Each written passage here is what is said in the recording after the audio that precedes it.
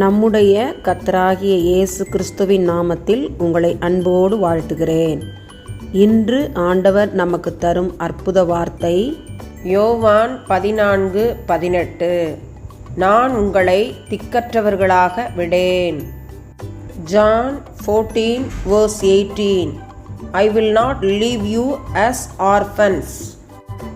அன்பான சகோதர சகோதரிகளே, எனக்கு தகப்பன் இல்லையே, அல்லது தாய் இல்லையே, அல்லது பெற்றோர்கள் இல்லையே, என்னை நேசிக்க ஒருவருமே இல்லையே என்று நினைத்து கவலைப்பட்டு கலங்கி கொண்டிருக்கிறீர்களோ? உறவுகள் உங்களை மறந்துவிடலாம், அன்புக்குரியவர்கள் மறந்துவிடலாம், உலகமே உங்களை மறந்து போகலாம், உங்களை கைவிட்டு விடலாம்.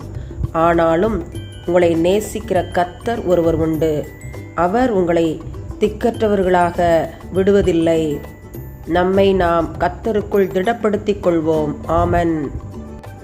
எங்களை அன்போடு அரவணைக்கிறவரே, உமக்கு ஸ்தோத்திரம், ஸ்தோத்திரம், ஸ்தோத்திரம். உம்முடைய சமூகத்தில் எங்களை தாழ்த்துகிறோம். இந்த அருமையான ஜெப நேரத்திலே குழந்தை செல்வங்களுக்காக காத்து கொண்டிருக்கிற அருமையான தம்பதிகளுக்காக பாரத்துடன் ஜெபிக்கிறோம் ஐயா. உலகம் கேவலமாய் பேசுகிறதை அறிந்திருக்கிறோம் ஆண்டவரே. தேவனாகிய கர்த்தர் அவர்களை ஆறுதல் படுத்துவீராக. ஏற்ற சமயத்திலே ஏற்ற நேரத்திலே பிள்ளைகளுக்கு குழந்தை செல்வங்களை கொடுத்து நீர் அவர்களை ஆசீர்வதிக்க வேண்டுமாய் ஜெபிக்கிறேன் ஐயா. ஆபிரகாம் சாராள் தம்பதிகளுக்கு வயதான காலத்திலே அருமையான மகனை கொடுத்து ஆசீர்வதித்த தேவன் இன்றும் உயிரோடு இருக்கிறீரப்பா.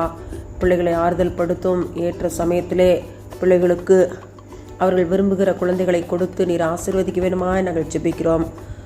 உலகத்தின் பார்வைக்கு ஏளனமாய் குப்பையாய் எண்ணப்படுகிற ஆண்டவரே, அந்த அருமையான தம்பதிகளை நினைக்கிறோம் ஐயா. நீர் அவர்களை பொறுப்பேற்று வழி நடத்தும்படியாய் ஜெபிக்கிறேன். இணைந்து ஜெபிக்கட்டும், அற்புதம் பெறட்டும். இயேசுவின் மூலம் பிதாவே, ஆமென்.